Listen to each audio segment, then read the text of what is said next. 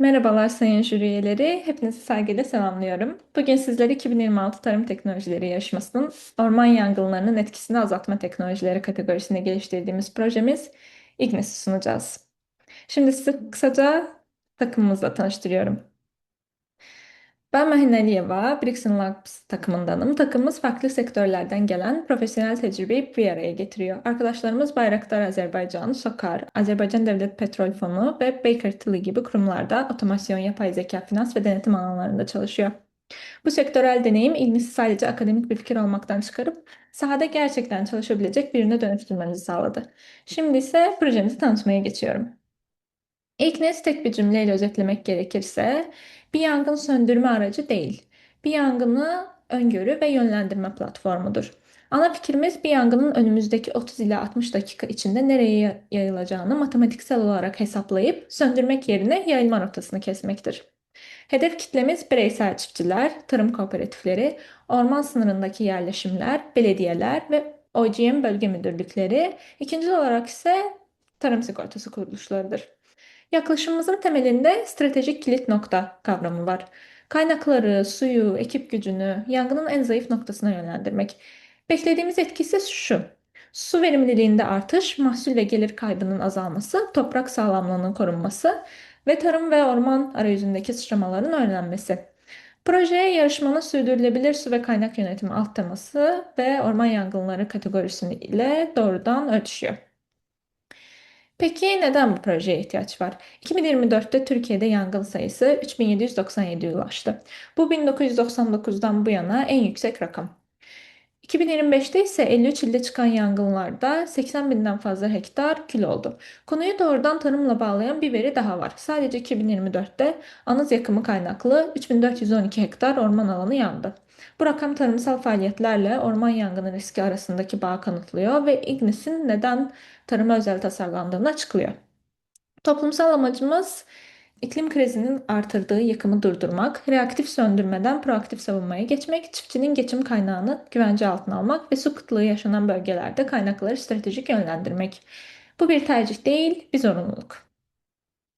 Küresel tabloda iç karartıcı. UNEP'in 2022 raporuna göre aşırı şiddetli yangınların 2030'a kadar %14 artması bekleniyor. Grafikte gördüğümüz gibi 2025 verisi önceki yıllara kıyasla ciddi bir sıçrama gösteriyor. Bu trend acil ve yenilikçi bir çözüme neden ihtiyaç duyduğumuzu ortaya koyuyor. Önemli bir noktayı netleştirmek istiyorum. Ignis'in bilimsel temelini biz icat etmedik, sahaya indirdik. Ignis'in çekirdeğinde iki kabul görmüş fiziksel temel var. Rotherman'in 1972 matematiksel yangın yayılım denklemleri, Farsight dahil sektördeki hemen her yazılım temeli ve Alexander Dris'in ekibinin 2008'de geliştirdiği 1990 Spetsen Adası yangınında doğrulanmış hücresel otomat modeli. Yani güvenilir bir bilimsel zemin üzerine inşa ediyoruz, karikatür etmiyoruz. Mevcut çözümler neden yetersiz? Farsight bilimsel olarak güçlü ama sahada doğrudan kullanılamıyor. Teknosilva gibi kurumlar ürünleri yılda 30 binden fazla olayda kullanılıyor. %85 doğruluk sağlıyor ama maliyeti küçük işletmeler için erişilemez. Yani net bir boşluk var. Akademik modeller güçlü ama sade işe yaramıyor. Ticari ürünler güçlü ama pahalı. Küçük orta ölçekli tarım için erişilebilir araç yok. Ignis ise bu boşluğu dolduruyor. İkisinin karar destek akışı 4 adım. Birincisi veri girişi, IoT sensörleri, meteoroloji API'ı, GIS arazi verisi. İkinci, bu veriyi işleme, hücresel otomat algoritmasıyla 60 dakikalık projeksiyon. Üçüncüsü analiz, yayılım hızının en düşük olduğu stratejik darbaz tespiti. Dördüncü ise çıktı. Mobil uygulama üzerinde 5 saniyeden kısa sürede koordinat bazlı müdahale rotası. Somut senaryo, yangın ihbarı gelir. Sistem saniyeler içinde projeksiyonu hesaplar. Ekip kritik kilit noktayı görür.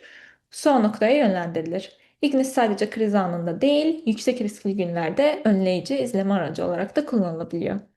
Bir sonraki bölümde arkadaşım hücresel otomat modelinin teknik detaylarını ve doğrulama sürecimizi sizlerle paylaşacak. Teşekkür ederim.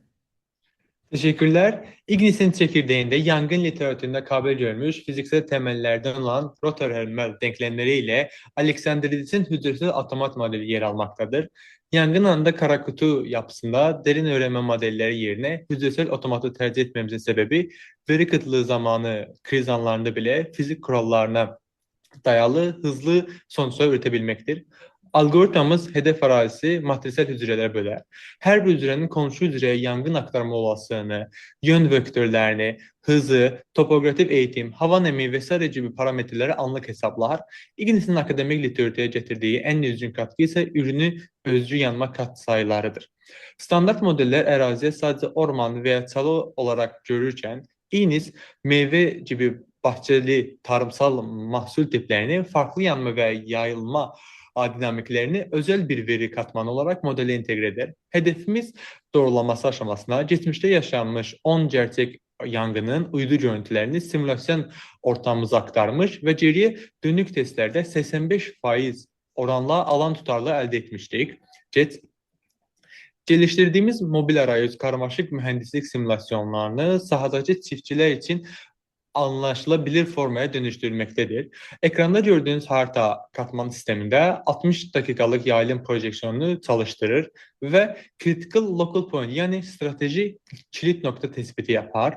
Alevlerin arkasından koşarak su israf etmek yerine yangın yayılım hızını topografya veya rüzgar kırılımı nedeniyle en düştüğü müdahale ettiğinizde yangının özünü kesin olarak kesecek darboğaz noktasıdır. Sistemimiz itfaiye araçları, su tankerleri ve dronlar için bu kilit noktaya en hızlı erişim notasını optimize eder. Eş zamanlı mahsul kayıp paneli sayesinde kurtarılan alanın finansal değerini, engellenme karbon salını anlık raporlar. Bu veriləri sığorta rapor formatına da dönüştürebiliriz. Kırsal alanlarda şebeke kesintileri riskini karşı geliştirdiğimiz çevrimsel dışı harita yönetimi modülüyle de device üzerinden çalışmalar devam eder. Ignis'in pazardaki konumu netleştirelim. Rotterdam ve Fairsight gibi akademik sistemler bilimsel olarak çok güçlüdür. Ancak sahada mobil olarak kullanılmaz. Tekno Silva gibi küresel ticaret çözümleri ise milyon dolarlık bütçelere sahip bizim gibi küçük ölçülü çiftçilere finansal olarak tamamen erişilmezdir.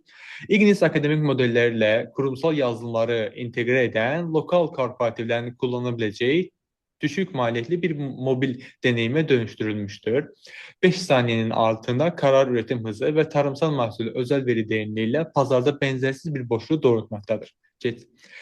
Küresel Agriculture Technologies bazarı 26. yılımızda 30 milyar, 30. yıla kadarsa 15,6 büyüme öngörməkdədir.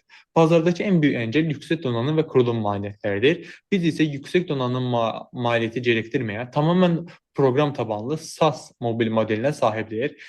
Üç ana kanaldan oluşmaktadır. B2B and B2C, bireysel çiftçiler ve tarım korporatifleri için dönüm bazlı uygun fiyatlı aboneme modelleri, B2G belediyeler ile bölgesel toplu lisanslama anlaşmaları, sonuncu ise finans ve sigorta integrasyonu. Sigorta şirketlerine yangın risk analizi verisi sağlayarak API üzerinden B2B veri satışı. Get Proje takvimimizde 12 aylıkta 7 ana iş paketini oluşturmaktadır. Literatür taraması, meteoroloji veri katmanı entegrasyonu tamamlanmıştır. Şu anda Python'da çekirdek algoritma üzerinde çalışıyoruz ve stratejik darboğaz analiz kodları üzerinde çalışıyoruz. Takvimimizde ilerleyen aşamalarda haritada görselleştirmesi, 10 geçmiş yangınla 85% geçirilme testleri ve nihai mobil integrasyonu tamamlanarak bu eksiksiz bir layihə hazır hale getirilecektir. Son olarak da özetle Ignis, yangını sadece çıktığı zaman söndürmeye çalışan reaktif bir yaklaşım değil, yangının nereye gideceğini matematiksel olarak öngörüp en doğru noktada önünü kesen proaktif bir karar destek platformudur. Simülasyonla öngör, zeka ile koru, vizyonla sunumumuzu tamamlıyoruz. Dinlediğiniz için teşekkürler.